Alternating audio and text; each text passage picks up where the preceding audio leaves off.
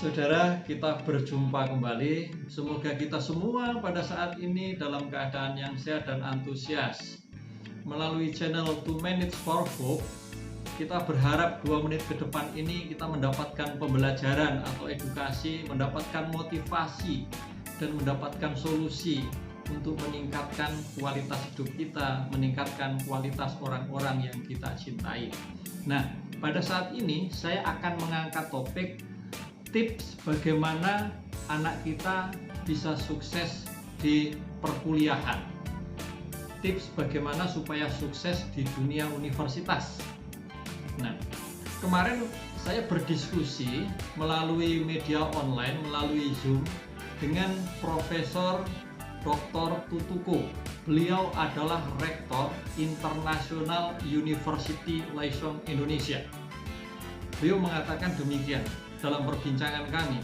Beliau mengatakan demikian, mahasiswa-mahasiswa yang sukses di universitas saya dan juga yang sukses ketika mereka saya kirim ke luar negeri memiliki beberapa kompetensi sebagai berikut. Semoga Pak Pur bisa membantu kita menyiapkan anak-anak mempunyai potensi seperti ini. Yang pertama adalah mahasiswa yang mempunyai disiplin tinggi. Lalu saya bertanya, yang masuk disiplin itu apa ya Pak? Disiplin itu adalah dia datang ke tempat perkuliahan tempat waktu. Dia selalu berusaha dan rasa ingin tahunya itu tinggi sekali. Nah, disiplin saudara berasal dari kata disciple yang sebenarnya ini adalah artinya murid, pemuritan. Jadi mahasiswa atau anak yang mempunyai disiplin tinggi itu anak yang terus mau belajar. Kendati dia itu mengalami kesalahan, dia itu mengalami kegagalan, dia akan bangkit dan dia akan aktif. Untuk apa? Untuk mengembangkan diri. Dia akan mencari pengetahuan, mencari dosennya. Itu disiplin. Karena itu maka anak yang mempunyai keinginan rasa tahu tinggi biasanya juga tidak akan terlambat ketika masuk kelas atau masuk ruang kuliah. Dia juga tidak akan terlambat menyerahkan tugas-tugas yang harus diselesaikan. Itu yang pertama, tip yang pertama. Tip yang kedua itu adalah kemandirian. Nah, yang dimaksud kemandirian ini begini. Siswa atau mahasiswa ini tidak tergantung dengan dosen. Dosen tidak datang, dosen datang, dia tetap belajar. Ketika dosen tidak datang, tidak hadir, dia mencari tahu, dia menggunakan waktu itu untuk hal-hal yang sangat produktif, hal-hal yang sangat positif. Mandiri, dia bertanggung jawab atas apa yang diberikan kepadanya. Tanggung jawab sebagai seorang pelajar. Kemandirian. Nah, biasanya mahasiswa yang mandiri ini juga mahasiswa yang mampu menggunakan uang sesuai dengan fungsi dan manfaatnya.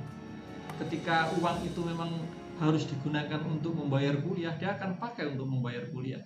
Ketika uang itu harus digunakan untuk membeli buku, dia akan membeli buku, bukan untuk makan, bukan untuk jajan, bukan untuk senang-senang.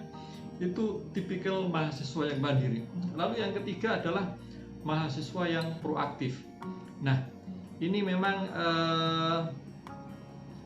sangat jarang ditemukan di dunia universitas.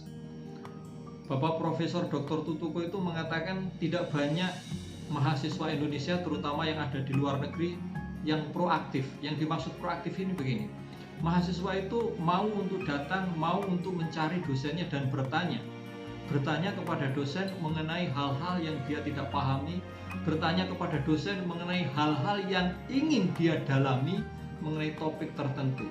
Nah, saudara, proaktif ini sebenarnya untuk hidup kita di dunia, di bisnis, di bidang apapun sangat amat penting. Demikian juga di perkuliahan. Dan yang keempat, ini yang menurut saya juga sangat menarik dan ini kami amati di sekolah kita, di sekolah di SMA itu juga banyak, di SMP pasti juga banyak. Mungkin di antara anak kita seperti ini. Toh kalau belum seperti ini, mari kita didik anak kita seperti ini. Yang keempat itu adalah mahasiswa yang tidak pernah menolak ketika diberi kesempatan untuk tampil, ketika diberi kesempatan untuk berkembang, ketika diberi tantangan. Contohnya begini, ada sebuah event di mana dibutuhkan tenaga yang membantu pelaksanaan event itu.